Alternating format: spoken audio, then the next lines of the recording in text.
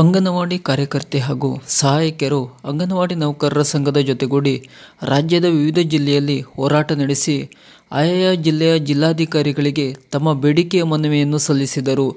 ಗೌರವಧನ ಹೆಚ್ಚಳ, ಗ್ರ್ಯಾಚ್ಯುಯಿಟಿ, ಆರೋಗ್ಯ ವಿಮೆ, ಪೌಷ್ಟಿಕಾಹಾರ ಹೀಗೆ ಹಲವು ಬೇಡಿಕೆಗಳನ್ನು ಜಾರಿಗೊಳಿಸಬೇಕೆಂದು ಅಂಗನವಾಡಿ ನೌಕರರು ಇಂದು ತಮ್ಮ ಅಂಗನವಾಡಿಯ ಕೆಲಸ ಕಾರ್ಯಗಳನ್ನು ಸ್ಥಗಿತಗೊಳಿಸಿ ಬೀದಿಗಿಳಿದು ಪ್ರತಿಭಟನೆ ನಡೆಸಿ ಬೇಡಿಕೆಗಳನ್ನು ಈಡೇರಿಸಲು ಆಗ್ರಹಿಸಿ ಸರ್ಕಾರಕ್ಕೆ ಮನವಿ ಸಲ್ಲಿಸಿದರು.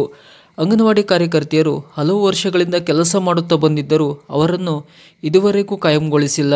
ಅಂಗನವಾಡಿ ಕೇಂದ್ರಗಳನ್ನು ಮೇಲ್ದರ್ಜೆಗೇರಿಸಬೇಕು, ICDS ಯೋಜನೆಗೆ ಪ್ರತ್ಯೇಕ ನಿರ್ದೇಶನಾಲಯ ಮಾಡಬೇಕು, ಪೂರಕ ಪೌಷ್ಟಿಕಾಹಾರದ ಬದಲು ಸಂಪೂರ್ಣ ಆಹಾರ ನೀಡಬೇಕು, ಕಾರ್ಯಕರ್ತೆಯರು ಹಾಗೂ ಸಹಾಯಕಿಯರ ಗೌರವಧನ ಹೆಚ್ಚಿಸಬೇಕು, ಗುಜರಾತ್ ಹೈಕೋರ್ಟ್ ತೀರ್ಪಿನಂತೆ ಕಾರ್ಯಕರ್ತೆಯರು ಹಾಗೂ ಸಹಾಯಕಿಯರನ್ನು ವರ್ಗ 3 ಮತ್ತು ವರ್ಗ 4 ಎಂದು ಪರಿಗಣಿಸಿ ಕಾಯಂ ಮಾಡಬೇಕು, ಗೌರವಧನ 15,000ಕ್ಕೆ ಹೆಚ್ಚಿಸಿ ನಿವೃತ್ತಿಯಾದವರಿಗೆ ಇಡಗಂಟು ಮತ್ತು 10,000 ಮಾಸಿಕ ಪಿಂಚಣಿ ನೀಡಬೇಕು. ಎಲ್ಲ ಅಂಗನವಾಡಿ ಕೇಂದ್ರಗಳಲ್ಲಿ LKG ಮತ್ತು UKG ಅಂಗನವಾಡಿಗಳನ್ನು ಕೇಂದ್ರಗಳಲ್ಲೇ ತೆರೆಯಬೇಕು. ಮುಂಗಡವಾಗಿ ಕೋಳಿ ಮೊಟ್ಟೆ, ಬಾಡಿಗೆ, ಗ್ಯಾಸ್, ತರಕಾರಿಗೆ ಹಣ ನೀಡಬೇಕು. ಖಾಲಿ ಹುದ್ದೆಗಳನ್ನು 3 ತಿಂಗಳೊಳಗೆ ತುಂಬಬೇಕು.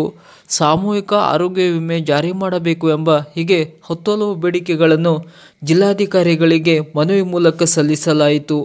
ಇದಕ್ಕೆ ಸರ್ಕಾರ ಯಾವ ರೀತಿ ಪ್ರತಿಕ್ರಿಯಿಸಲಿದೆ ಎಂಬುದನ್ನು ಮುಂದೆ ಕಾದು ನೋಡಬೇಕಾಗಿದೆ. ಸರ್ಕಾರದ ಈ ಥರದ ಇನ್ನಷ್ಟು ಮಾಹಿತಿಗಳಿಗಾಗಿ ಹಾಗೂ ಅಂಗನವಾಡಿಯವರ ಇನ್ನಷ್ಟು ಅಪ್ಡೇಟ್ನ ಮಾಹಿತಿಗಳಿಗಾಗಿ ನಮ್ಮ ಚಾನಲನ್ನು ಸಬ್ಸ್ಕ್ರೈಬ್ ಮಾಡಿ ನಮ್ಮನ್ನು ಬೆಂಬಲಿಸಿ. ನಮಸ್ಕಾರ.